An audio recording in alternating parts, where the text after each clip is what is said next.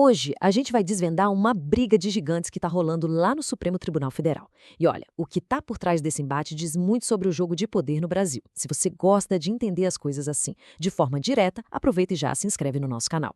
Pois é, o clima no STF, ele tá pegando fogo. E tudo isso por causa de uma discussão super acalorada sobre uma pergunta que parece simples, mas não é. Quem, afinal de contas, deve governar o Rio de Janeiro? Esse debate acabou virando um verdadeiro bate-boca entre os ministros.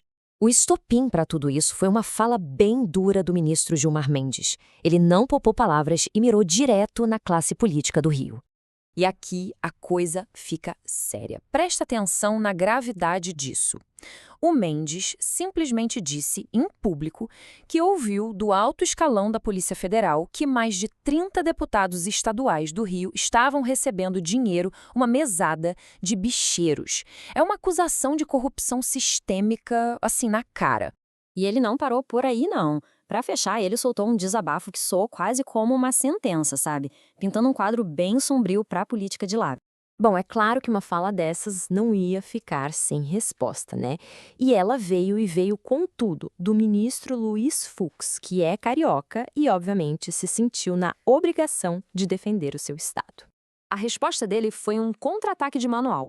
O Fux basicamente jogou a bomba de volta e com juros. Ele deu a entender que, se os políticos do Rio têm lá seus problemas, eles não estão sozinhos. A fala dele insinua que a corrupção não é uma exclusividade do Rio e que tem mais gente graúda por aí com telhado de vidro. E o Fux foi além. Ele deu uma alfinetada no que ele viu como uma generalização injusta. Foi como se ele dissesse, ué, por que a surpresa toda agora? Ele lembrou que o Brasil inteiro já viu a corrupção em larga escala, com o Mensalão, com a Lava Jato. Então, essa perplexidade de alguns agora soava um pouco seletiva, para dizer o mínimo. Então, para a gente resumir essa treta, o ponto é este. De um lado, você tem o Mendes denunciando um sistema político totalmente dominado pela corrupção. Do outro, o Fux rebatendo, dizendo que, ok, o problema existe, mas é nacional, e que pelo menos o Rio está botando a boca no trombone e prendendo seus corruptos. Mas afinal, o que é que tem por trás dessa troca de farpas toda? Segundo a análise da fonte, a resposta é bem direta e tem a ver com poder.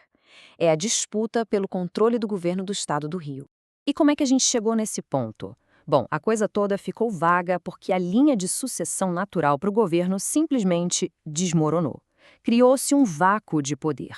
Vamos entender essa confusão? É quase uma sequência de filme. Primeiro, o governador renuncia. Ok, só que o vice dele já tinha saído antes. O próximo na fila, que seria o presidente da Assembleia, foi preso.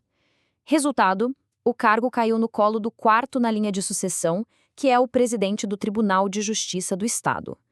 E aí, claro, a briga foi parar na justiça. E quem são os jogadores nesse xadrez? A gente tem o desembargador Ricardo Couto, que virou governador interino. Do lado dele, segundo a fonte, está o político Eduardo Paes, que tem interesse que ele fique. Do outro lado, Douglas Ruas, o novo presidente da Assembleia, que, pela lógica, deveria assumir.